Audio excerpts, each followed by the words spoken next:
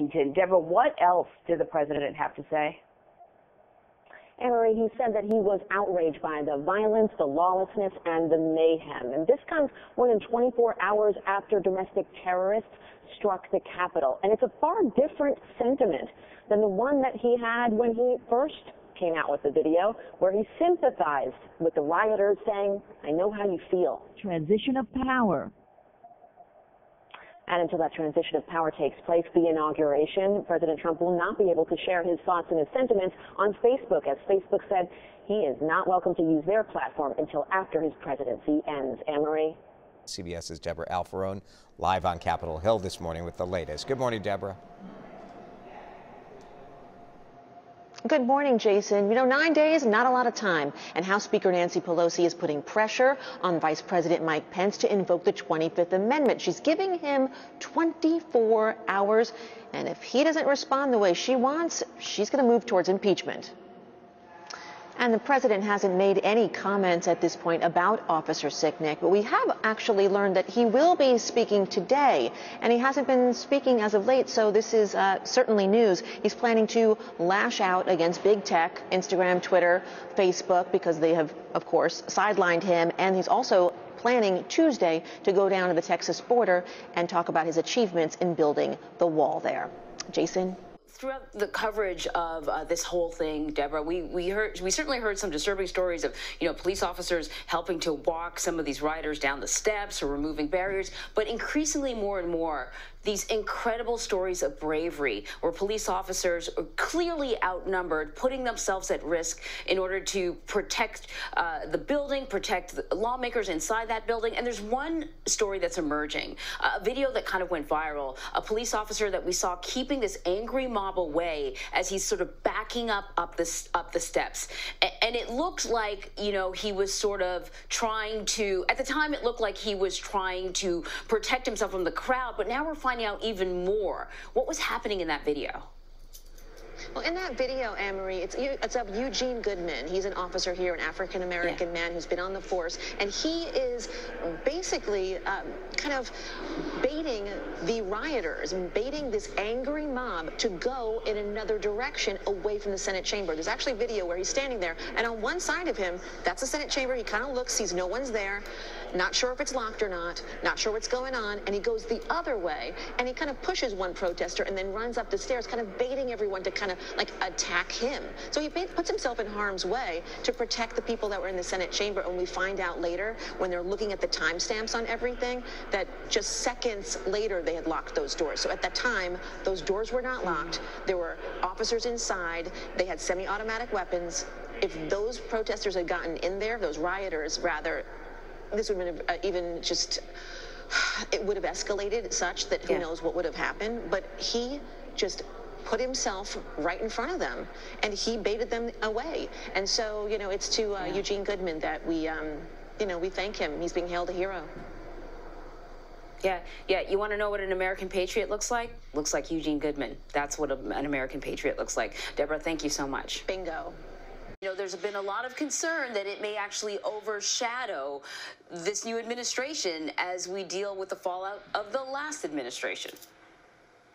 And that concern is warranted for sure, Anne-Marie, because it could actually delay the confirmation of several of President-elect Biden's cabinet members. It could even delay things like, let's say, a coronavirus legislation. So that's why President-elect Biden is saying the Senate needs to move forward in 2 lanes and really get both done.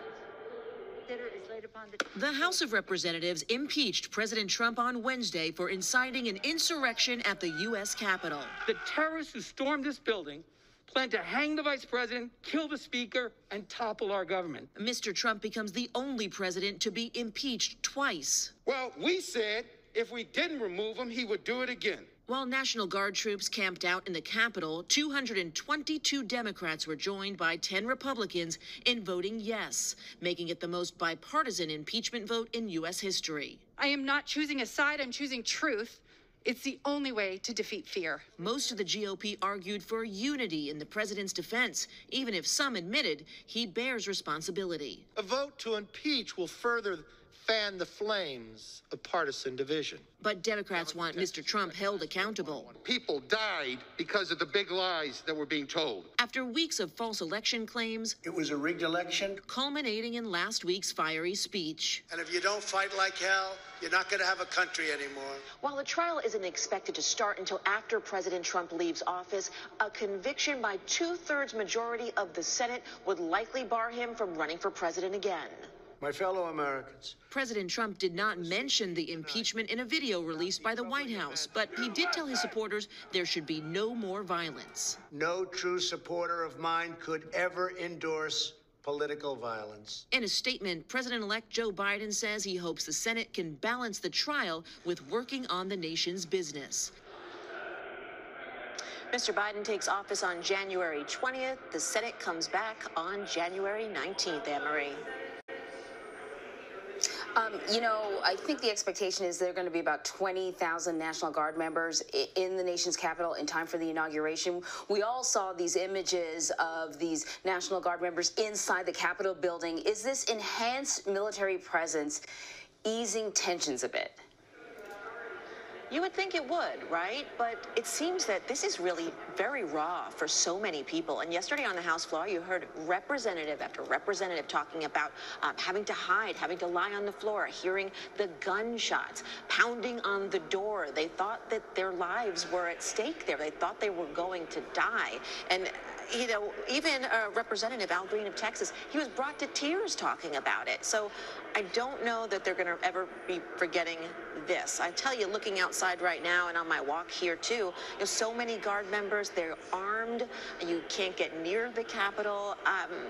You know, and yesterday, the Department of Defense saying, you know, this is a high threat level here to the place that we come to every day. It's really unnerving, I have to say, Anne-Marie.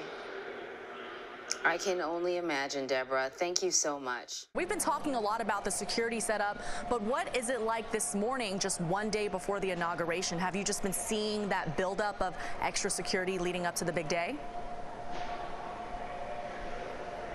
I have, Francis. Yeah, we're actually going to be seeing even more National Guard troops starting today. It is absolutely walled off, this whole area. So you come down here, there's barricades and checkpoints, there's fences all around with barbed wire. You can't get in, and there's armed guards standing there, and they've got to check your ID. It is the tightest security I have ever seen. 20,000 National Guard troops are all around this area, and like I was saying, we're expecting 5,000 more today. One day before the inauguration. You know, the FBI is also screening all of those troops working at the inauguration. They're really looking for anyone with ties to extremist groups. They want to make sure that nothing happens tomorrow. And Deborah, we can't forget, of course, this is the last full day in office for President Trump. What does he have on his agenda today? We get his schedule every day, Francis, and for the last couple of weeks it says that he is going to have many meetings and many calls. He's going to be working from the morning to the night, and that's all it really says. It doesn't really list anything. However, we do know that a senior White House official is telling CBS News he's going to issue a slew of pardons today, maybe up to 100. They are not confirming who is on that list. Surely we're going to be hearing of many people, anywhere between 50 and 100, maybe even more. So we're going to keep our eyes and ears open for that, Francis. And the president is proposing 100 million vaccination shots in the first 100 days. Some say that that should actually be a higher goal than that, because right now we're seeing 1 million shots every day, even though we hear, of course, about the slow rollout. So they're asking that he kind of up that goal a little bit. And before I go, I have to say, Stella, congratulations. It was wonderful working with you guys, and I hope you guys have a good weekend. I had to get in on that. I had to get in on that. Thank you so much. We always love seeing you.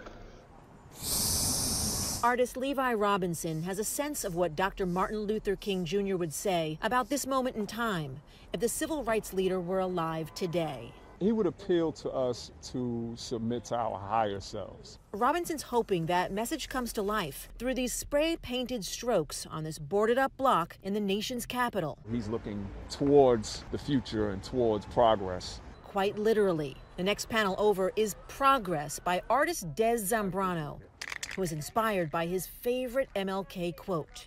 We must live together as brothers or perish together as fools. In the days following the attack on the Capitol, Zambrano knows many may be doubting progress and wondering if the country is backsliding. Progress hurts. Progress is difficult, but no good progress comes without a little bit of pain.